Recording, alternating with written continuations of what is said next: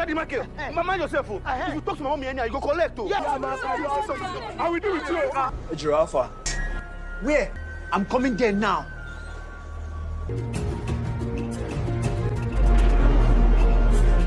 Judah! Mommy, what happened? Where?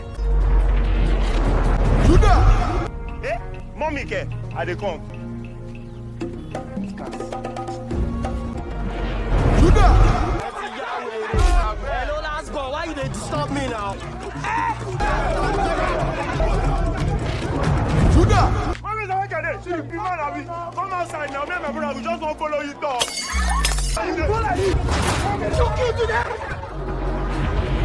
Judah! Mommy, make my beg us. You were not there when he was talking to you. Chino! Oh, yeah, let's go. Mujay!